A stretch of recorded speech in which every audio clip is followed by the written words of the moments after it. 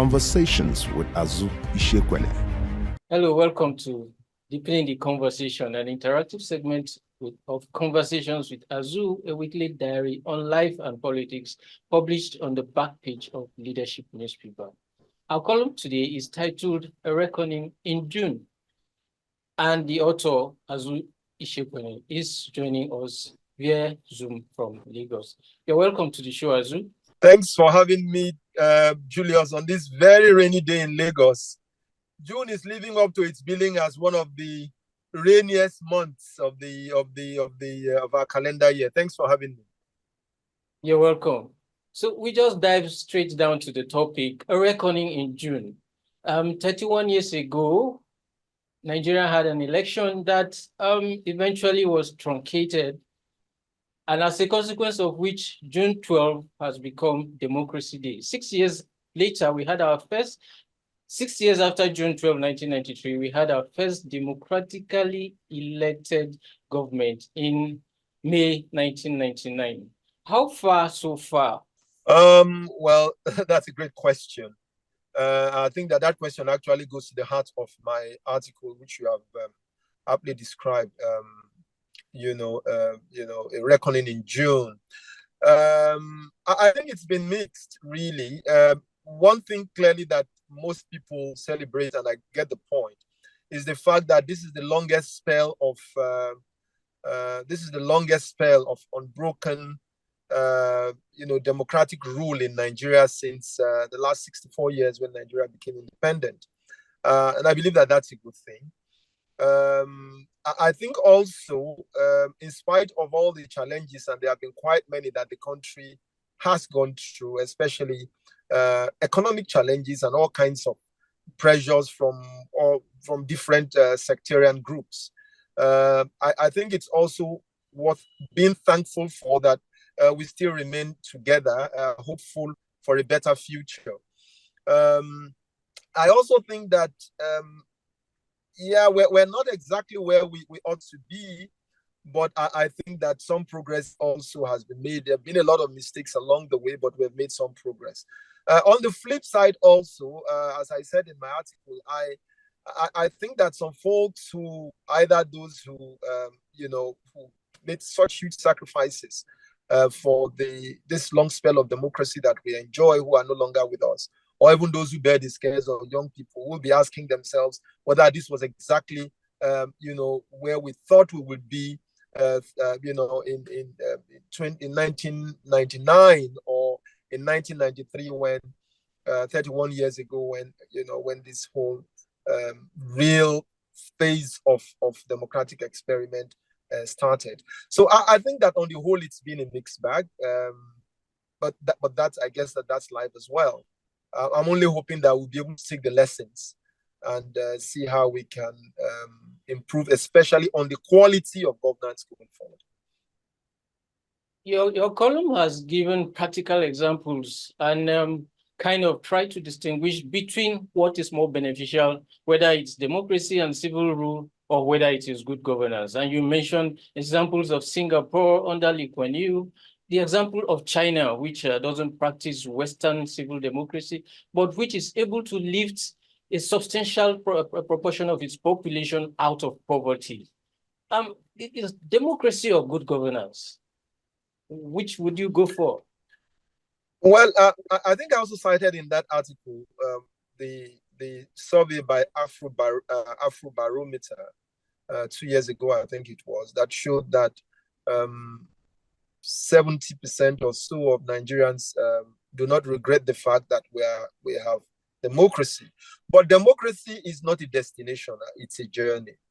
And when we talk about democracy, it's not just a matter of periodic elections or the absence of military rule, as I also said in my column. It's actually the quality of governance, and I think that is where we have fallen significantly short. That even though we have had either 31 or 25 years of unbroken spell of democracy, depending on what point you are calculating from, the issue essentially remains the quality of governance. And that is where I think that this experiment has fallen far short. And as I also argued in my piece, it's also been, unfortunately, the reason why there has been a rush of of military coups in West and Central Africa. People always pointing to the fact that, well, this is just not democracy. I mean, so yes, I think that on the whole, although if you did another survey between 2022 and now, I suspect that fewer people would think that democracy is a good thing. But I think most people are agreed on the point that what we love to call the dividends of democracy in this part of the world has fallen so drastically short that is, in my view, where we need to pay some attention. And then talking about freedom of expression, freedom of movement, freedom of association that comes with elective governance. Do you think this has also influenced insecurity in our society? Has this led to the kind of armed conflicts that we're seeing multiplying and manifesting in different kinds of scenarios across our country in particular and in the West African sub-region in general, which has become more democratic? Well, I do not think that it is I don't think it is democracy, as we've said it, that has led to the rising, spate of violence, or kidnapping and all sorts of violent crimes. Perhaps as we the have freedom. seen. Yes, I do not think that it is the freedom that comes with democracy. That is expected to come with democracy that has accounted for that.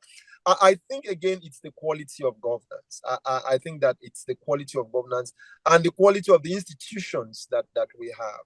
Unfortunately, the leaders, especially those who have been elected to office, have very unfortunately fallen short of the expectations, and people are not able to hold them to account. And it is that lack of accountability that is the problem.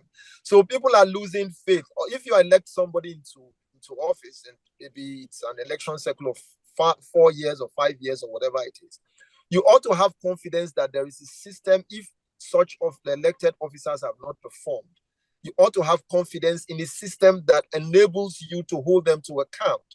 Unfortunately, it's the failure of that. And let's also not forget that all of this coming off the back of major crises around the world, especially COVID and its after effects. All of these things have sort of worsened the level of poverty in many countries and worsened the supply chain, created supply chain issues, which has, 1 or 2 years, for example, was it 4 or 7 million more people in Nigeria that were going into poverty, and the numbers look even bleaker in the years ahead. So I think it's a mix of several factors, but I think that essentially the failure of governance, the weak institutions that we have had, and the increasing poverty in the sub-region and in many parts of the world are probably a combination of all of these things that may be manifesting in some of the violent crimes that we are seeing.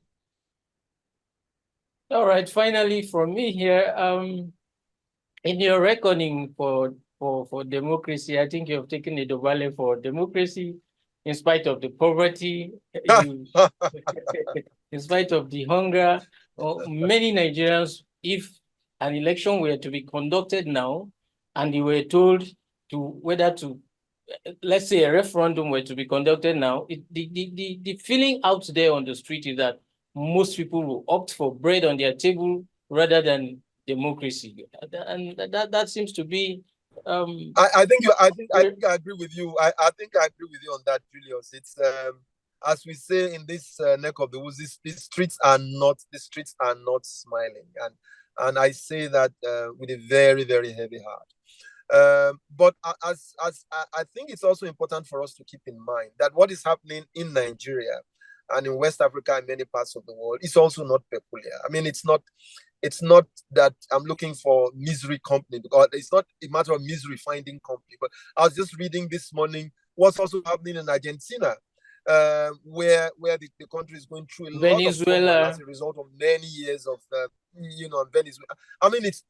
It's just right across the world. But that is not an excuse. It's not really an excuse, but I get the point. If an election was to be called today, only God knows. Your guess is as good as mine what the outcome would be. But I think what we have to try and bear in mind is that this is not a destination, it's a journey.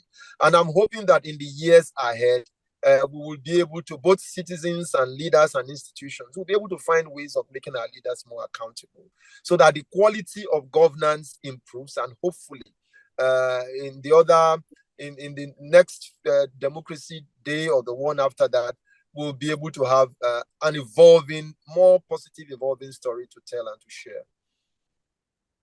Thank you very much, Azu.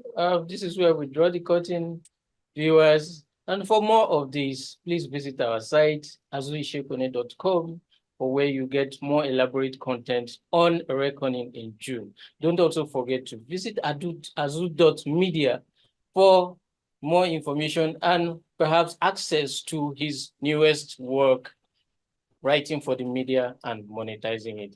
Thanks for coming on the show, Azu. Thanks for having me, Julius. Bye-bye. Conversations with Azu Ishekwene.